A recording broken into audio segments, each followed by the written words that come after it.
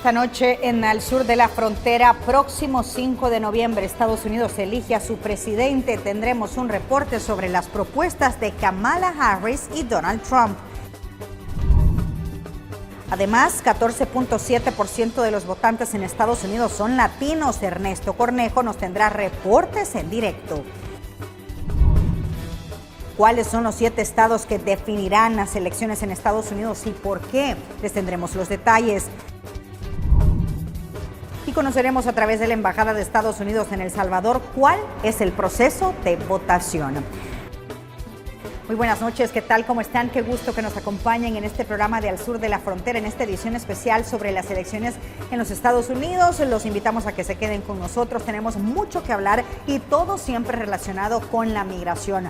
De hecho, vamos a trasladar nuestra señal hasta los Estados Unidos. Ahí se encuentra el periodista de la red de noticias Salvavisión, Ernesto Cornejo, quien le da cobertura al tema migratorio y por supuesto esta previa de las elecciones de este próximo martes. Estamos a tan solo 2 días para que los estadounidenses elijan al próximo presidente de ese país. Los latinos inician este proceso de votación en estados claves y tienen un porcentaje importante, Ernesto, de votación. Buenas noches, qué gusto saludarte, bienvenido.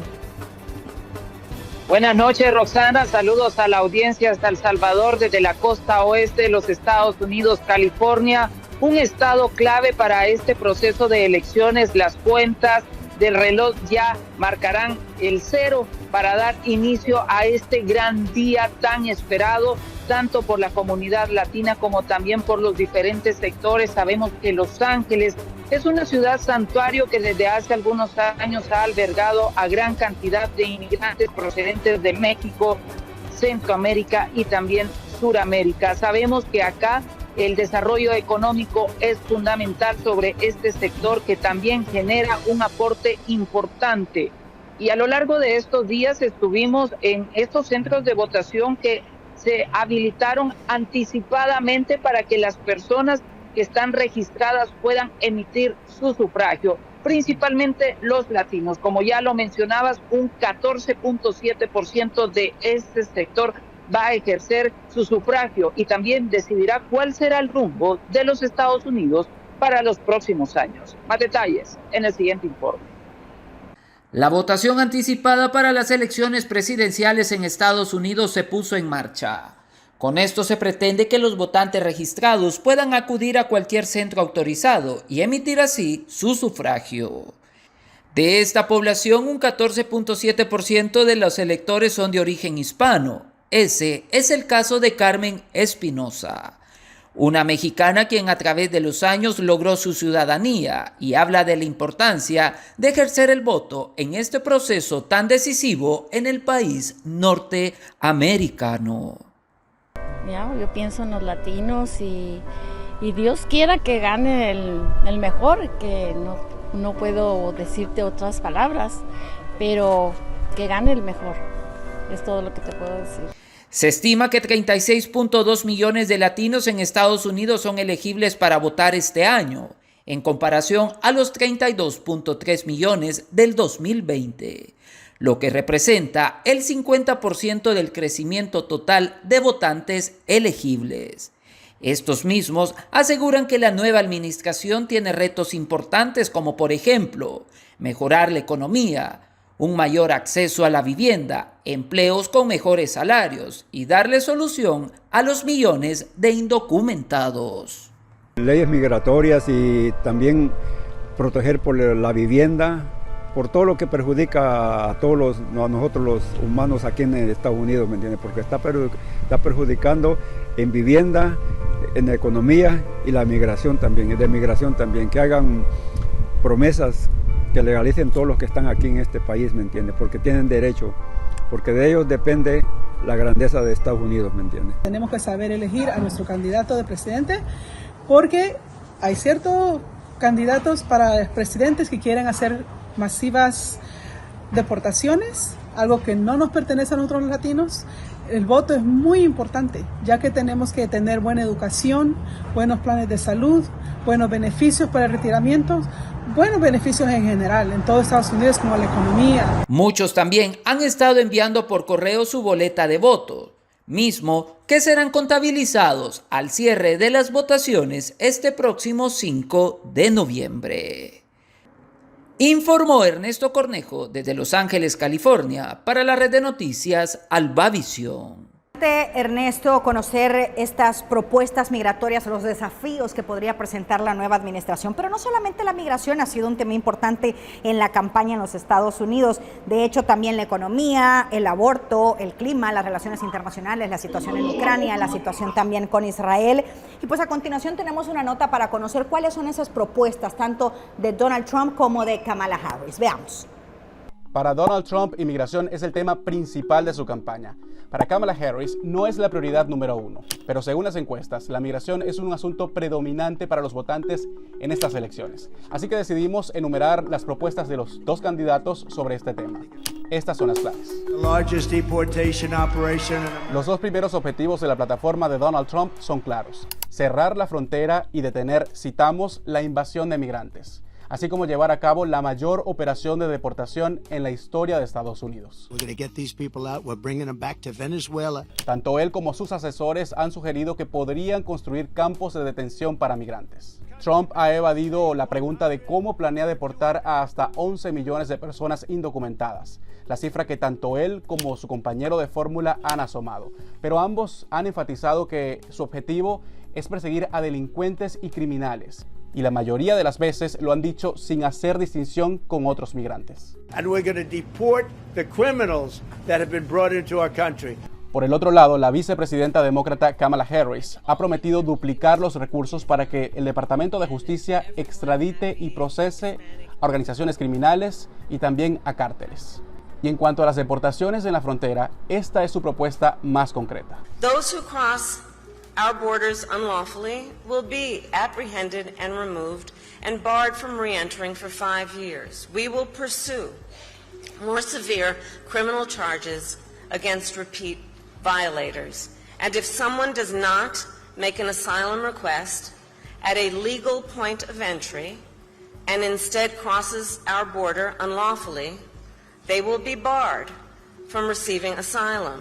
Harris, sin embargo, se ha distanciado de la idea de una operación de deportación masiva, al menos como la propone su contrincante. Según cifras oficiales, la administración Biden-Harris ha llevado a cabo más de 1 millón de deportaciones y se espera que para el final del mandato podría superar la cantidad de expulsiones que ocurrieron bajo el gobierno de Donald Trump. Las cifras incluyen procesos de expulsión de la patrulla fronteriza y también aquellas realizadas por migración y control de aduanas. Trump promete acabar con dos iniciativas creadas por la administración Biden-Harris. La primera, el llamado parol humanitario, un permiso temporal de 2 años para personas de Venezuela, Cuba, Nicaragua y Haití, que les permite vivir y trabajar en Estados Unidos por 2 años, eso sí bajo patrocinio de un residente legal en el país. El programa ha beneficiado a más de 500,000 de personas de esos 4 países, pero no ofrece un camino a la residencia permanente. Trump dijo en una entrevista con Fox News que de llegar a la Casa Blanca, las personas bajo este programa deben estar listas para marcharse. Get ready to leave, especially quickly if they're criminals. Get ready to leave because you're going to be going out real fast. Trump también ha prometido dar por terminada el uso de la aplicación CBP One para pedir citas de inmigración en la frontera, una manera ordenada de solicitar beneficios migratorios en el país, según sus creadores, la administración Biden-Harris. El republicano la cataloga como una aplicación de contrabando ilegal. Harris no había hablado sobre estos temas y su equipo de campaña no había respondido a nuestras solicitudes al momento de grabar este video. Tampoco dice nada sobre esto en su página web, que solo contiene un párrafo sobre su propuesta migratoria. Harris, sin embargo, dijo esto sin ahondar en detalles. Clear legal pathways for people seeking to come into our country. And we must make our current system work better. Trump ha dicho que retomaría la construcción del muro fronterizo y que suspendería el reasentamiento de refugiados. Para lograrlo, ha propuesto asignar recursos a la patrulla fronteriza y desplegar el ejército. La propuesta de Harris no dista mucho de la de Trump, a excepción del despliegue del ejército, que no lo ha mencionado. Lo que sí dice Harris en el renglón de migración de su página web es que planea someter a votación en el Congreso un proyecto de ley bipartidista que reformaría las reglas en la frontera, haría más difícil la solicitud de asilo y contrataría a miles de nuevos oficiales de la patrulla fronteriza. Esa propuesta de ley fue apoyada por republicanos y demócratas en 2024, pero fue desechada por los llamados de Trump, que la catalogó como una ley mala. The Biden border bill would turbocharge the invasion, the continued create an earned pathway to citizenship and Según sus palabras, Harris promete crear un camino a la ciudadanía para unos 11 millones de inmigrantes indocumentados que viven en el país. Lo mismo prometió en su campaña de 2020, pero el gobierno de Biden, del que ella es su vicepresidenta, no pudo cumplirlo debido a que un proyecto de ley que propusieron fue rechazado por el Congreso. Trump, por su parte, ha dicho que plantearía poner fin a la ciudadanía por nacimiento para hijos de inmigrantes indocumentados. El expresidente también se ha mostrado en contra de crear una amnistía masiva para migrantes indocumentados que viven en el país. Ernesto, es importante reconocer el papel de los latinos en estas elecciones en los Estados Unidos, especialmente después de las polémicas declaraciones en uno de los meetings de Donald Trump de un comediante con respecto a Puerto Rico, también la forma en la que él dice que se reproducen los hispanos. Otro tema también importante dentro de los latinos es lo que tú mencionabas de la ciudad de santuario, y es que Trump ha dado opinión precisamente sobre eso. Él ha dicho que quiere quitar todas estas ciudades que se consideran ciudades santuario, es decir, que son ciudades abiertas, digámoslo así, para la inmigración, Ernesto. Sabemos que en estos puntos, Rosana y amigos televidentes, el exmandatario ha mencionado que de llegar nuevamente al poder, lo primero que haría es enviar al Congreso una petición para que se deshabiliten todos los beneficios para la comunidad inmigrante. A lo largo de esta última semana se ha tenido estos mensajes tan retóricos y desafiantes, principalmente para la comunidad inmigrante. Habla de deportaciones masivas, de cierre en la frontera sur, también de clausurar algunos programas importantes en los cuales se han venido beneficiando esta comunidad radicada en el país norteamericano. Ante eso, nosotros logramos platicar acá en la ciudad de Los Ángeles, California, con activistas pro-migrantes que también han mostrado una enorme preocupación a estos mensajes tan desafiantes, pero sobre todo también a lo que se debe de esperar para el nuevo gobierno en torno al tema de la inmigración, la economía, la vivienda, pero también proteger los derechos de los que han marcado la diferencia desde muchos años acá en los Estados Unidos. El presidente Biden llegó al poder en enero del 2021, con planes ambiciosos de renovar la política de gestión migratoria de Estados Unidos y la intención de revocar aquellas acciones aplicadas por el expresidente Donald Trump.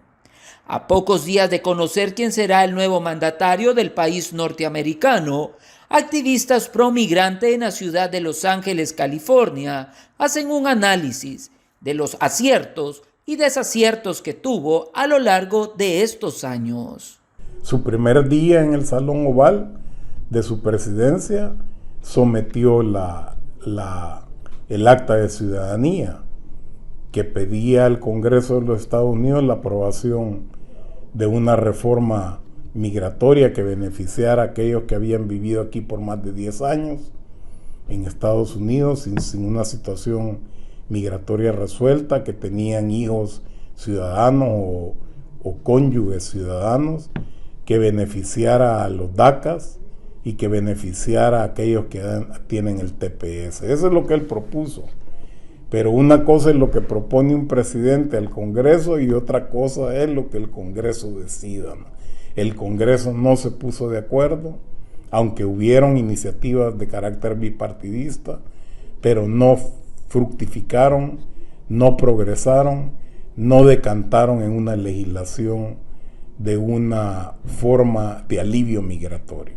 También se expuso la enorme preocupación de que el republicano Donald Trump vuelva al poder.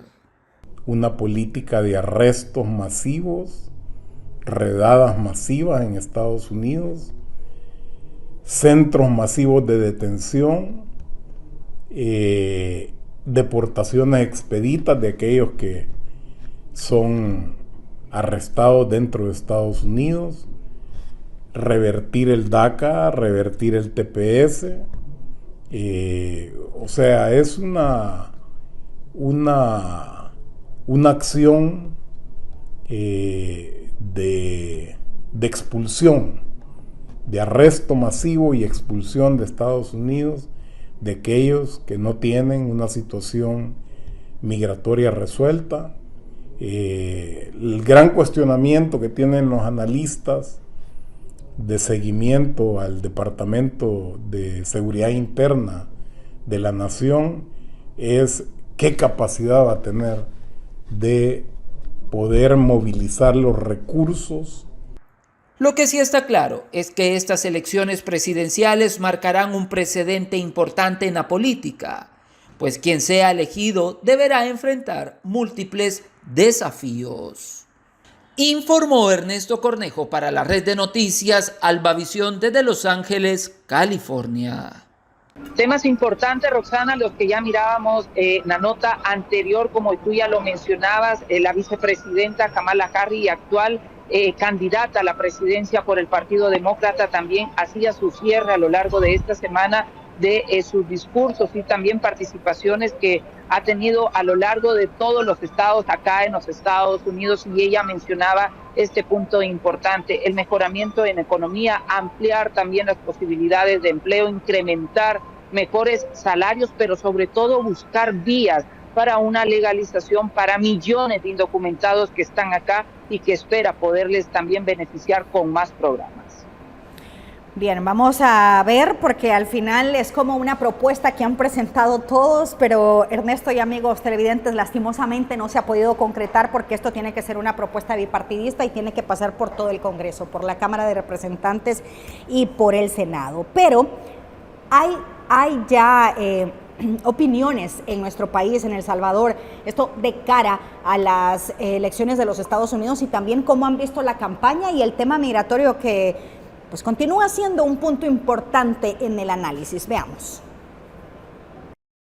A un día de las elecciones en Estados Unidos, el tema de la migración podría influir en los resultados electorales de los aspirantes a la presidencia. Tanto republicanos y demócratas han utilizado este asunto para atraer votantes. Según datos oficiales de CBP One, cerca de 12 millones de personas han ingresado a territorio estadounidense, aunque los republicanos afirman que esta cifra llega a los 22 millones. Que en este momento Estados Unidos está dividido en dos partes. Estamos observando, según las estadísticas, según las consultas populares que se han hecho, como han llamado, un empate técnico, en la que las propuestas de los dos candidatos está demostrada las preferencias de la población norteamericana. ¿Qué podemos resaltar?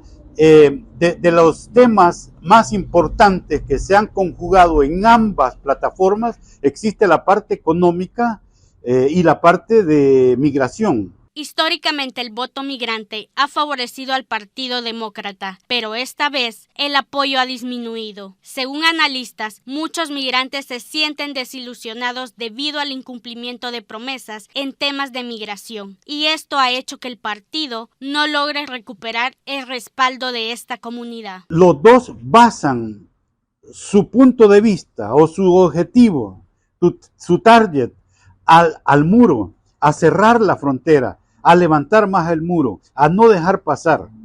Pero ninguno de los partidos, ninguna de las plataformas hace mención del significado que tiene el aporte económico de la mano de obra migrante para sostener y para hacer crecer la economía norteamericana. Para el experto César Ríos, para disminuir la migración se requiere que los países del Triángulo Norte, Guatemala, Honduras y El Salvador, trabajen en conjunto para negociar con Estados Unidos de manera unida y efectiva. Sin embargo, en este clima electoral, ambos partidos han preferido centrarse en propuestas como construir el muro fronterizo, ignorando las contribuciones económicas de los migrantes y dejando de lado la necesidad de proteger sus derechos humanos. Este es un informe de Jacqueline Orellana.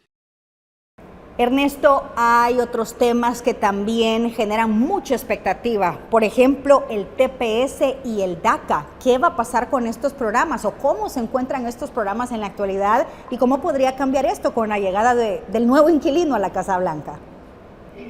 El DACA, Roxana y amigos televidentes, ha estado a lo largo de todos estos años en un limbo. Sabemos que han estado en litigios en diferentes cortes de los Estados Unidos para saber cuál sería la vía más legal y que estas jóvenes soñadores que llegaron en la infancia puedan tener ya una permanencia acá en el país norteamericano. Si hablamos del TPS, sabemos que en la anterior administración del expresidente Trump, este fue suspendido para algunos países, considerando también para El Salvador. Quedó a la expectativa de saber qué es lo que podría llegar a suceder con la entrada de la administración Biden. Esto se logró mejorar y tener también así estas, no renovaciones, sino que darles y ampliarles la permanencia a cada una de estas personas. Lo que sí es cierto es que son programas, tanto como el parol humanitario, como también las solicitudes de asilo a través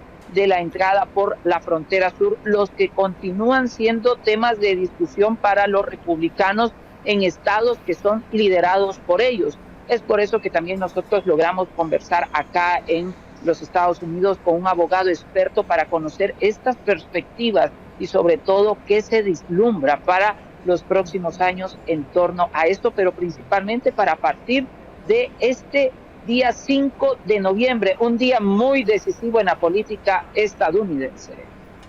Con las elecciones presidenciales de Estados Unidos a la vuelta de la esquina, los hispanos enfrentan un momento crucial.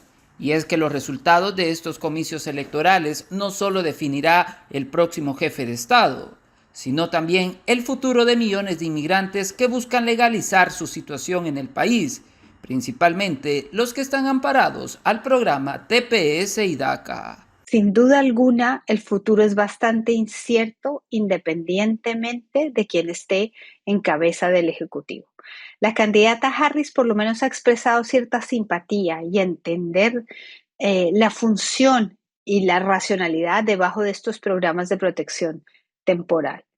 Sin embargo, el elemento central es quién va a liderar una iniciativa legislativa para que estas personas amparadas con protecciones temporales puedan solicitar la residencia permanente, lo cual no es posible, para lo cual se necesita una reforma legislativa, que es el gran cuello de botella para personas que llevan décadas viviendo en este país, que para todos los efectos prácticos son residentes permanentes de este país, excepto porque no pueden aplicar a esa forma, a esa categoría migratoria y tener esa tranquilidad en sus vidas.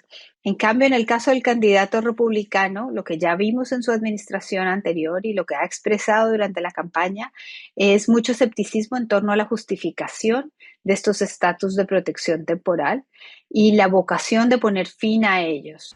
Para los solicitantes de asilo que se encuentran en la frontera sur, el panorama tampoco es nada alentador. Es un sistema absolutamente quebrado. El presidente Biden acaba de hacer, ha restringido mucho el proceso de asilo y las aplicaciones de asilo.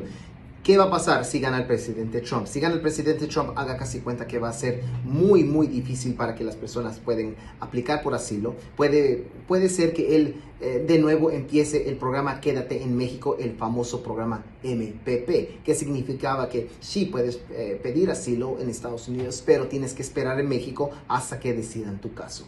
Entonces, si es que gana el presidente Trump, las aplicaciones de asilo, 1, se van a alargar, 2, si están en corte migratoria, se va a expedite, se va a hacer más rápido para que el proceso de deportación continúe, y número 3, es posible que no dejen ni que las personas estén esperando en Estados Unidos mientras que el juez decide su caso de asilo. Es muy posible que el presidente Trump diga, no, tienes que ahora esperar en México. Mientras tanto, el panorama sombrío para la comunidad inmigrante sigue latente, y será hasta este próximo 5 de noviembre que se definirá cuál será el futuro de ellos. Informó Ernesto Cornejo para la red de noticias Albavisión desde Los Ángeles, California. Ernesto y amigos televidentes, el tema de la migración también va ligado con los derechos humanos y tenemos un análisis de la importancia de reconocer que deben de ir de la mano y por supuesto cuál es la expectativa después de este martes 5 de noviembre. A solo unos días de las elecciones en Estados Unidos, la comunidad hispana podría tener un papel crucial en los resultados. Con una creciente presencia del voto hispano, se convierte en un factor clave en varios estados, entre estos Arizona, California y Florida. En la actualidad hay 65 millones de hispanos. De esos, 36 millones son aptos para el voto. El expresidente Donald Trump ha prometido la construcción o seguir la construcción del muro, quitar los paroles humanitarios que son tan necesarios para la reunificación familiar, para que la gente pueda estar en conjunto. También ha prometido deportaciones masivas, las cuales realmente sabemos que no se van a poder dar por el mismo Estado de Derecho que tiene Estados Unidos. Se viene que de quedar el expresidente aumente la xenofobia y las medidas sean más restrictivas para estar en los Estados Unidos. Del lado de los demócratas, representados por la candidata Kamala Harris, pues básicamente seguir los lineamientos que actualmente tiene el actual gobierno del presidente Biden. Ha prometido seguir los paroles humanitarios, pero que también ya vimos que en los últimos días ha cambiado un poco la tónica, porque también ya dijo ella que va a seguir la construcción del muro. Para Gissi Moza, ninguno de los partidos, tanto republicano como demócrata, se observa que vayan a mejorar las condiciones de vida de los migrantes. Ninguno de los dos partidos ha demostrado o tiene una verdadera política que vaya dirigida a regularizar a todos los migrantes irregulares en Estados Unidos o a mejorar sus condiciones de vida. Sabemos que la política migratoria de los Estados Unidos está dictaminada. Sí tenemos bien en cuenta que para un partido, por ejemplo los republicanos, ellos se están basando en mejorar la economía, no así el tema migratorio. Ante este panorama, los analistas sugieren que los hispanos podrían inclinar la balanza en favor del partido que se comprometa con sus necesidades en temas migratorios. Mientras tanto, ciudadanos se preparan para este 5 de noviembre para ejercer el voto en los comicios presidenciales que a la fecha indican un empate técnico entre sus aspirantes. Este es un informe de Jacqueline Orellana. Bien, Ernesto, calentando entonces motores, este domingo estamos a tan solo horas. Bueno, es importante, Ernesto, recordarle a los amigos televidentes que ya han comenzado a votar a través del correo en otros países y también en los Estados Unidos, muchos estadounidenses, pero el martes es esa fecha importante en la que se aboca más gente y además que se van conociendo los resultados, a ver quién logra ese 270+1 del colegio electoral. Sabemos que este voto anticipado, Roxana y amigos televidentes, ha finalizado este fin de semana. Son con 3 días de anticipación previo al día de las elecciones que se hace este cierre. Como ya lo mencionabas, el voto a través de correo ha sido también en algunos estados vulnerados y es que se han tenido reportes que se han quemado algunas papeletas de votación. Estas mismas personas volvieron a votar. Este sufragio será enviado para posteriormente contabilizar, para saber para quién va, para qué partido y sobre todo, lo más importante, los ojos del mundo están puestos este 5 de noviembre en los Estados Unidos. ¿Quién será? Será una mujer que marcará un antes y un después en la política estadounidense, primero por ser una mujer de color, segundo también por traer propuestas y sobre todo cambios a lo que se ha venido dando acá en el país desde hace algunos años, pero también está la otra cara, Donald Trump, con políticas anti-inmigrantes, mensajes desafiantes. Algunos analistas hablan también del peligro que puede llegar a representar en la democracia y en las alianzas con países y sobre todo también lo que podría llegar a suceder, un panorama sin duda alguna de mucha zozobra en la frontera sur, lugar donde se genera la mayor parte de la discusión de toda esta campaña electoral que ha surgido desde hace algunos meses y que ya este próximo 5 de noviembre se finaliza. También vamos a estar en nuestra próxima emisión consultándoles a ellos, a estos inmigrantes, a estas personas que están bajo las diferentes modalidades a la espera y ya conociendo el resultado del ganador o ganadora acá en los Estados Unidos y saber también qué es lo que ellos esperan para el tema de la migración irregular y los trabajos importantes que se deben hacer en los países de América Latina, principalmente en México y en Centroamérica, donde este flujo importante se ha visto desde hace algunos años, ha disminuido, si bien es cierto, pero sobre todo la discusión que se tiene más adelante en torno a eso.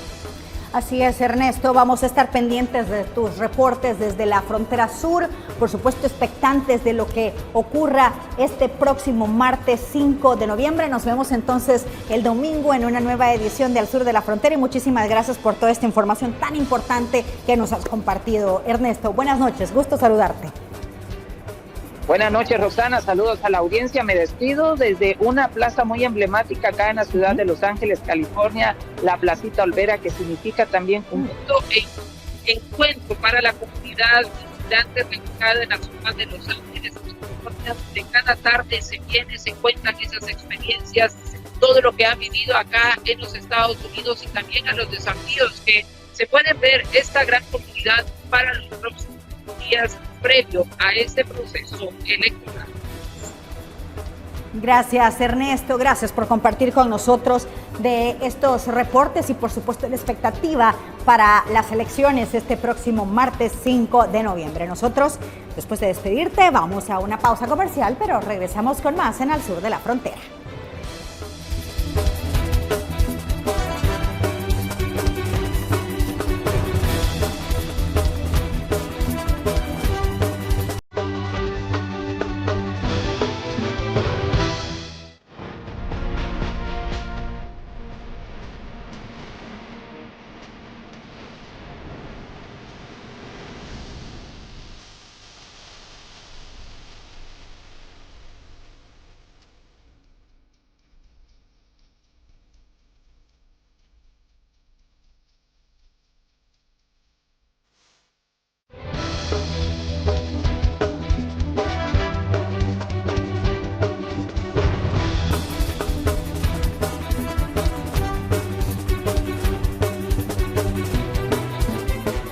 Gracias por continuar con Al Sur de la Frontera. En Estados Unidos es posible ser presidente sin ganar el voto popular.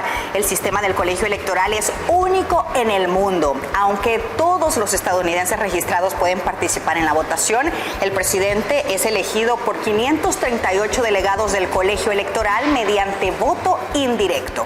Veamos. Cuando es año electoral, de julio a septiembre, se organizan las convenciones de cada partido para elegir a sus candidatos presidenciales, quienes entre septiembre y octubre se suelen enfrentar en debates presidenciales. En noviembre es el día de la votación, mientras que en diciembre el colegio electoral presenta sus votos para presidente, los cuales son contados por el Congreso de enero del año siguiente. El 20 de enero se lleva a cabo la investidura del nuevo presidente. La boleta de elecciones en Estados Unidos contiene, además de los aspirantes a la Casa Blanca, las propuestas de leyes estatales o locales. Pero, a ver, ¿cómo va esto? Comenzamos hablando de primarias y caucus, asambleas electorales. En esta etapa del proceso, los candidatos buscan el apoyo de su partido político. En una primaria, los miembros del partido votan por el mejor candidato en una votación secreta. En un caucus, grupos de miembros del partido seleccionan a un candidato a través de discusiones y votos públicos. A los candidatos elegidos se les asignan delegados, quienes representan a su estado en las convenciones nacionales. Las convenciones nacionales son organizadas por los partidos políticos para seleccionar oficialmente a sus candidatos presidenciales y vicepresidenciales. Los candidatos normalmente aseguran la nominación al ganar la mayoría de los delegados a través de las primarias y caucus estatales. En la convención, los delegados estatales votan para confirmar a su candidato. Si ningún candidato tiene la mayoría, se llevan a cabo rondas adicionales de votación hasta que se elige a un nominado. La elección general es cuando los ciudadanos de cada estado del país votan por un presidente y un vicepresidente del partido político. Aunque la mayoría de las personas votan en el día de las elecciones, que es el primer martes de noviembre, se puede votar antes en persona en la oficina estatal o local de elecciones. De igual forma, en algunos estados se puede realizar el voto a través de correo al enviar una boleta que previamente otorga el estado. Cada estado tiene un periodo diferente para realizar este tipo de votación. Mientras que otros puestos públicos como senadores y representantes se pueden ganar con base en el voto popular, en el caso de la elección para presidente y vicepresidente, el colegio electoral es el que determina el ganador de la contienda presidencial. Dicho proceso consiste en la selección de los electores y el conteo de los votos de esos electores por el Congreso. Cada estado tiene la misma cantidad de electores que miembros en el Congreso, 1 por cada miembro en la Cámara de Representantes y 2 senadores. Mientras que a D.C. se le asignan 3 electores, lo que en total suma a 538 electores en todo el país. Para ganar la elección se requiere tener una mayoría de más de 270 votos electorales. California, por ejemplo, tiene 54 y Texas 40. Vermont, Alaska, Wyoming y Delaware solo tienen 3. En todos los estados, menos en 2, Nebraska y Maine, deciden por representación proporcional. El candidato más votado se lleva todos los votos de los grandes electores. Pero ojo, con esto que merece doble mención. Los electores se reunirán en sus estados el 17 de diciembre. La ley estadounidense estipula que se reúnan y emitan sus votos el primer lunes después del segundo miércoles de diciembre. El 6 de enero de 2025, tras contar todos los votos, el Congreso anunciará solemnemente el nombre del presidente, que se conocerá mucho antes. Esperamos la noche del 5 de noviembre. Bueno, como lo hemos venido hablando durante este programa especial de Al Sur de la Frontera, se acercan las elecciones del 5 de noviembre en los Estados Unidos. Vamos a hablar sobre el sistema de votación y qué se puede esperar en los próximos días. Saludamos a Kevin Mills, él es miembro de la sección política de la Embajada de los Estados Unidos, para aclararnos algunas interrogantes sobre el sistema de votación en los Estados Unidos. Bienvenido, qué gusto que nos acompañe. Gracias por recibirme. Gracias por estar con nosotros, un gusto. Bueno, el proceso electoral en los Estados Unidos difiere del de otros países democráticos, principalmente debido a que el que saca más votos de la población no se convierte en presidente. ¿Cómo se determina el ganador? Gracias por esta oportunidad para explicar el sistema de las elecciones presidenciales en los Estados Unidos, porque es un poco diferente que existe en otros países. Entonces, lo más importante de entender es que tenemos un sistema que se llama el colegio electoral. En este sistema, 538 miembros del colegio van a seleccionar el presidente. El número del colegio electoral es igual que todos los miembros del Senado y la Cámara Alta en nuestro Congreso y miembros de la Cámara de Representantes, más 3 miembros por el Distrito Federal en Washington, D.C. Entonces, para ser elegido presidente, una persona necesita recibir una mayoría del colegio electoral por 270 votos en este colegio. Esto es primero. Segundo, es que cada estado, cada de los 50 estados, tienen un número de votos en el colegio electoral igual que el número total de miembros del Congreso de ese estado. Entonces, por ejemplo, estoy registrado en el estado de Virginia. Hay 13 votos en el colegio electoral porque Virginia tiene 2 senadores y 11 miembros de la Cámara de Representantes. Y 13 personas nominadas por la legislatura estatal en Virginia van a votar por presidente este año.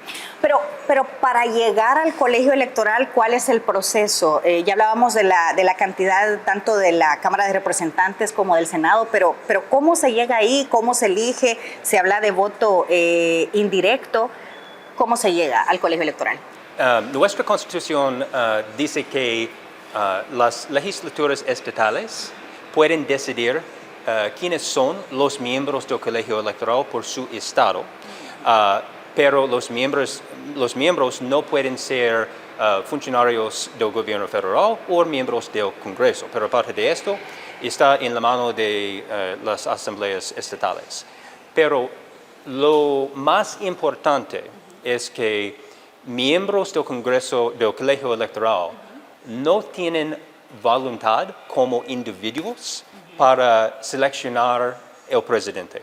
Es decir, que su voto debe reflejar la voluntad popular de su estado expresado a través de las urnas en la elección. Es un sistema en que el ganador se lleva todo. Es decir, que en un estado, el candidato que recibe la mayoría de votos recibe todos los votos en el colegio electoral. Entonces, otra vez, con el ejemplo de Virginia, ¿quién ganará una mayoría del voto en Virginia 5 de mayo? Va a recibir 13 votos en el colegio electoral. Es lo mismo en los otros estados. California, que tiene 54 votos, Wyoming, que tiene 3, etcétera, etcétera. Recibe, digamos hablando de Virginia, recibe los 13 votos absolutos. Sí. Sí, o sea, no hay un porcentaje, no... No importa el porcentaje del voto. Si un candidato gane... Fue el más votado, ajá. Un estado por un voto o por 50 porcentajes, no importa por el colegio electoral, recibe todos los votos en el colegio electoral de este estado. Y este proceso para elegir presidente se diseñó así desde la independencia, con algunos cambios a lo largo de su historia. ¿Cuáles son los más destacados de esos cambios?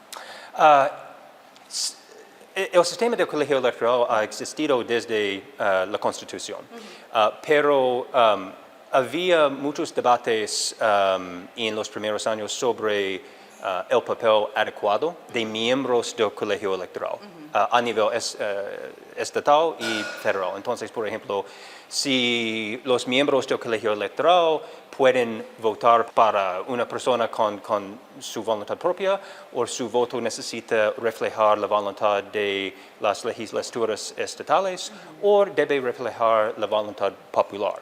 La historia corta es que desde 1830 o 40 casi cada estado ha tenido un sistema y reglas para garantizar que los miembros del colegio electoral de su estado voten para quien recibe los más votos en ese estado de la gente.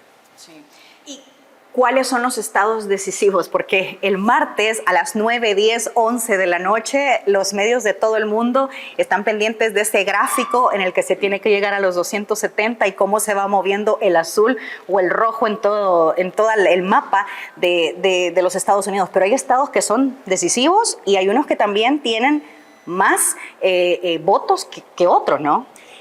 Sí, este fenómeno de estados en disputa, o estados bisagra, o en inglés, swing states o battleground states, son los estados más competitivos a nivel presidencial. Recuerda que en el sistema del colegio electoral, el ganador se lleva todo. Entonces, un candidato tiene interés en hacer campaña en los estados más competitivos. ¿Por qué? Por un candidato, no importa si esta persona gana estado X por 10 porcentajes o 50, no importa. Entonces, cada candidato tiene interés en enfocarse en los estados más competitivos. En la elección de 2020 había 7 estados en que el margen había 2 porcentajes o menos. Entonces, es por eso que los candidatos generalmente hacen sus campañas en pocos estados. ¿Y cómo se distribuyen los votos según el estado? Y con respecto al colegio electoral.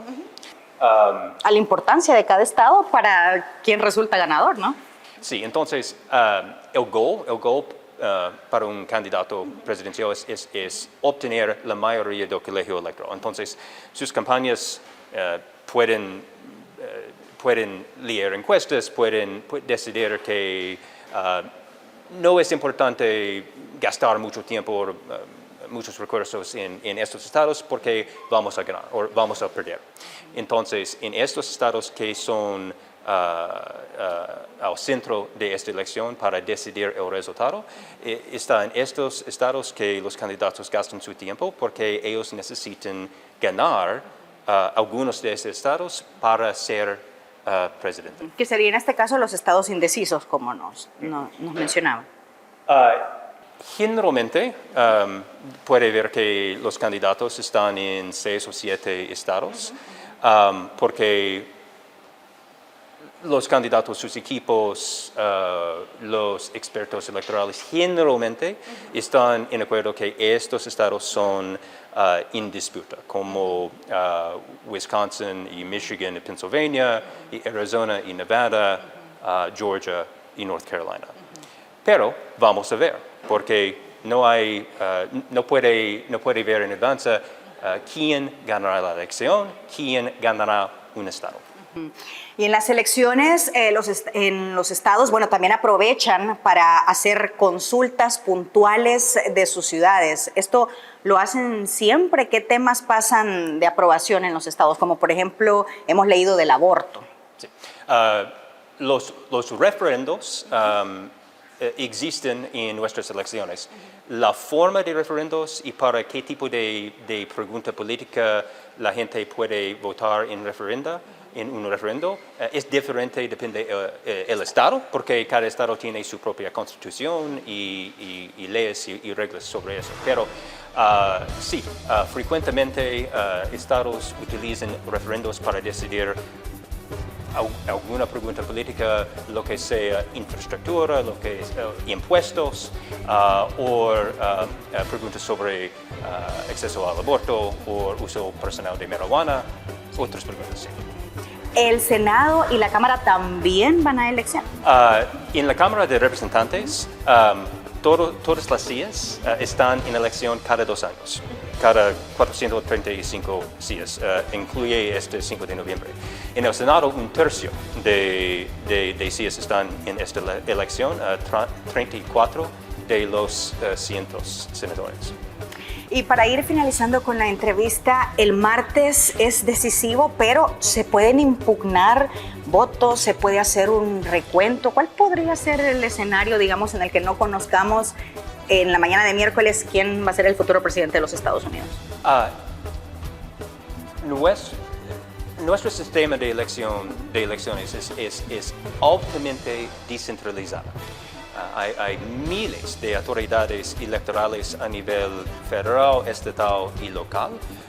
No hay una única autoridad para el país. No hay una última palabra. Sí, entonces necesitamos tiempo para ver los resultados. Es una parte del proceso para garantizar la contabilidad de votos y que cada voto en cada estado para cada elección se cuenta tal como se emite. Muy bien. Bueno, muchas gracias por despejar nuestras dudas sobre el sistema de votación en los Estados Unidos. Gracias por su tiempo y por habernos acompañado. Gracias por la invitación. Ha sido mi placer. Nosotros vamos a una pausa comercial, pero regresamos con más de Al Sur de la Frontera.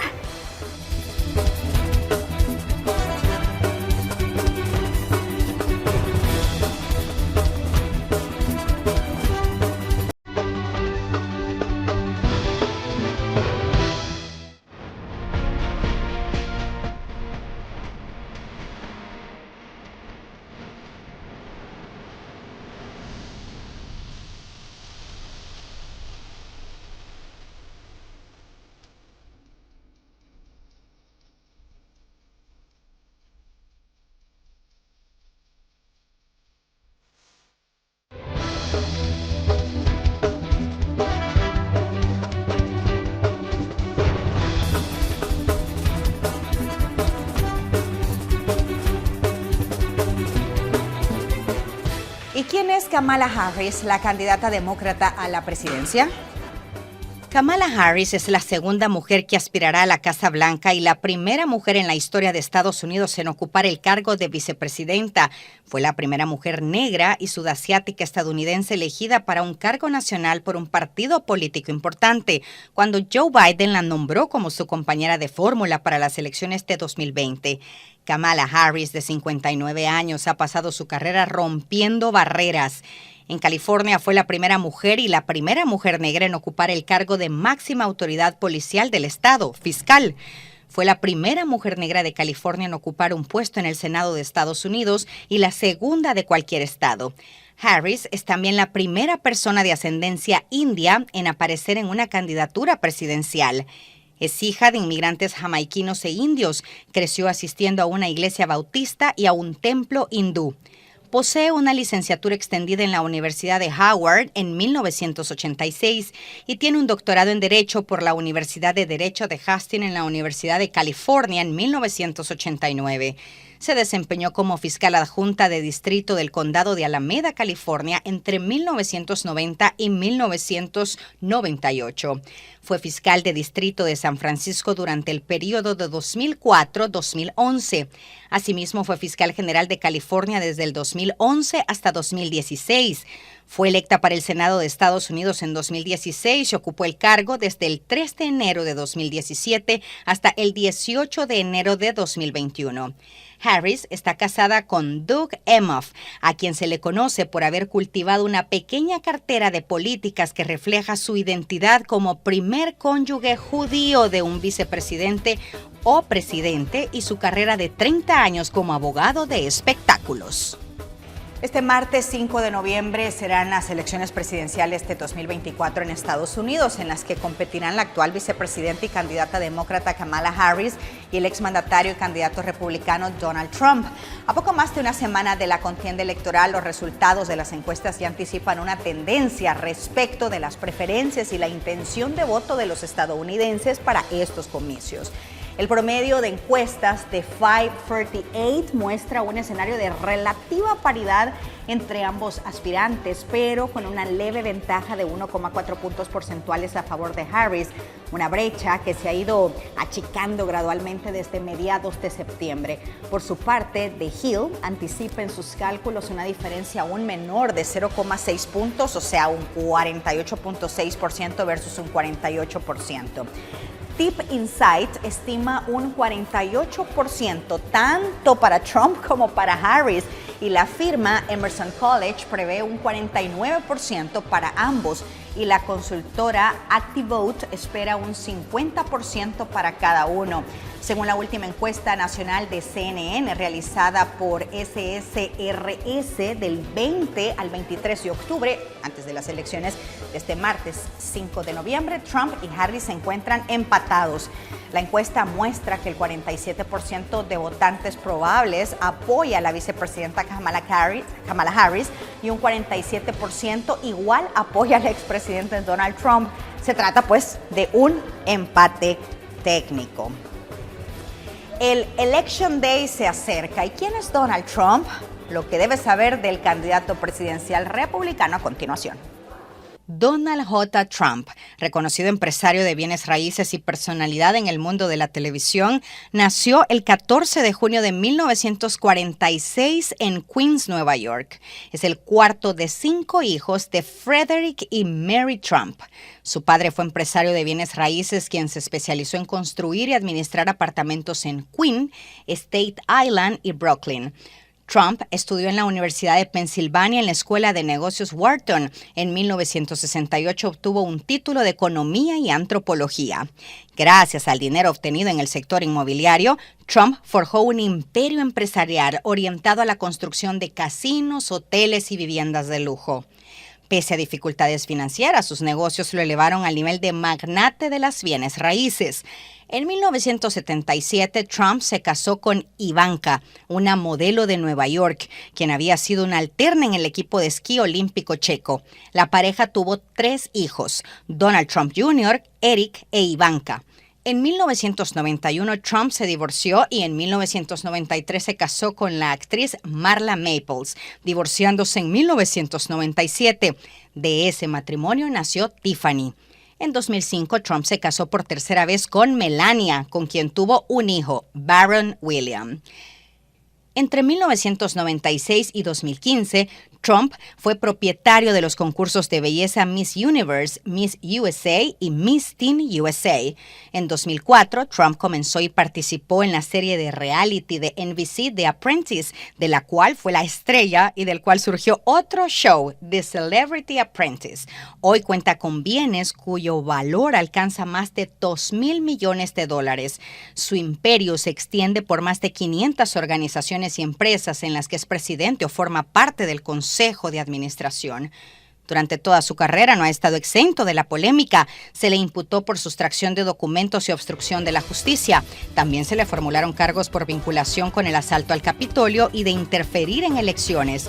También por falsificación de registros comerciales en el caso de los pagos a la actriz porno Stormy Daniels. Recordemos además que Trump ha sobrevivido a un intento de asesinato. Vamos a una pausa comercial y volvemos con más de Al Sur de la Frontera.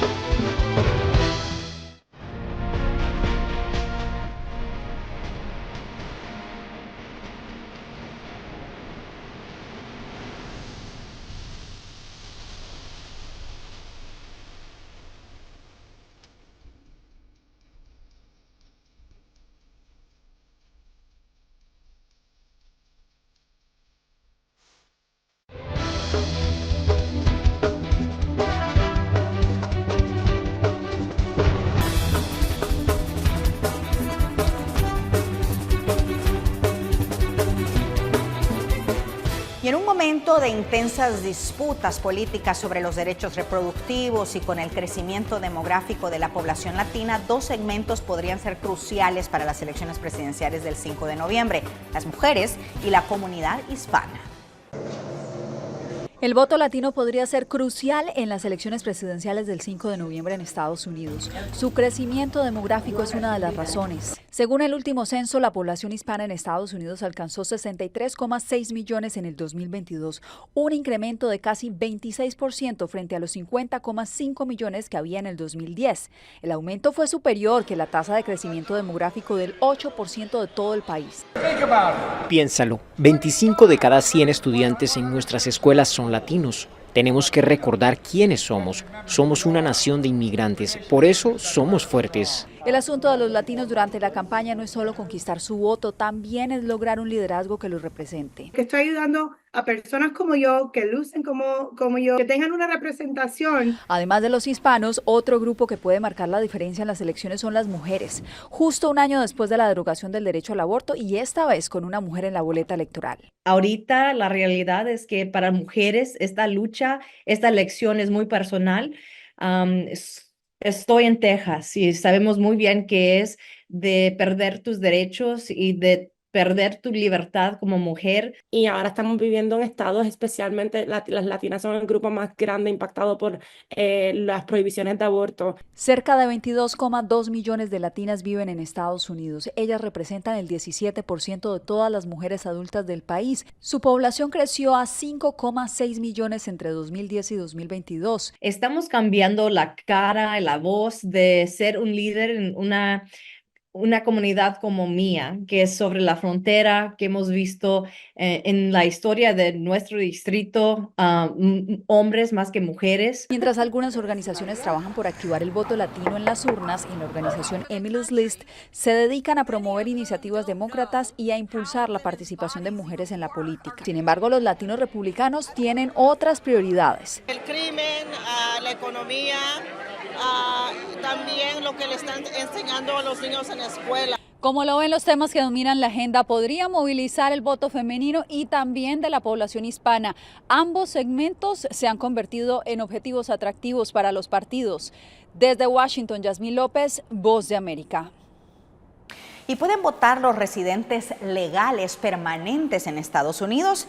En este explicativo veremos las regulaciones y los procesos que establecen las condiciones bajo las cuales ciertos inmigrantes pueden participar en elecciones federales, estatales y locales. Los inmigrantes que no son ciudadanos estadounidenses no pueden votar en las elecciones federales. Los que se convierten en ciudadanos naturalizados pueden votar en cualquier elección después de prestar el juramento de lealtad y registrarse para votar. El primer paso hacia la naturalización es obtener un permiso de residencia o green card que confiere la residencia legal permanente. Una persona puede obtener el permiso mediante el patrocinio familiar, el empleo, el programa de refugiados o asilados, entre otros. En la mayoría de los casos, los inmigrantes pueden optar a la naturalización después de haber sido titulares del permiso y haber vivido en Estados Unidos durante 5 años. Esto se reduce a 3 años si obtienen la residencia permanente por matrimonio con un ciudadano estadounidense. Los pasos para convertirse en ciudadano incluyen cumplir los requisitos de elegibilidad, presentar una solicitud de naturalización, superar una entrevista, los exámenes de inglés y civismo y prestar juramento de lealtad en una ceremonia de naturalización. En general, hay excepciones y disposiciones especiales para determinados grupos, como el personal militar, los cónyuges de ciudadanos estadounidenses destinados en el extranjero y los hijos de ciudadanos estadounidenses. Los cónyuges de ciudadanos destinados en el extranjero debido a su empleo con el gobierno de Estados Unidos, incluido el servicio militar, pueden optar a la naturalización en virtud de una disposición que les permite eludir el requisito de residencia y solicitar la naturalización mientras residen fuera de Estados Unidos. Una vez naturalizados, tienen derecho a votar en todas las elecciones federales, estatales y locales, incluidas las presidenciales. Aquellos que no son ciudadanos, incluidos los titulares del permiso, tienen prohibido votar en las elecciones federales, estatales y en la mayoría de las elecciones locales. Cualquiera que sea descubierto votando ilegalmente se enfrenta a multas, penas de prisión y expulsión de Estados Unidos. Es todo por nuestra parte. Muchísimas gracias por habernos acompañado en este programa especial de Al Sur de la Frontera, enfocado en las elecciones de los Estados Unidos y cómo quien resulte ganador determinará la política migratoria y lo que pase al sur de la frontera. Gracias por haber estado con nosotros. Roxana Webb en voz. Hasta la próxima.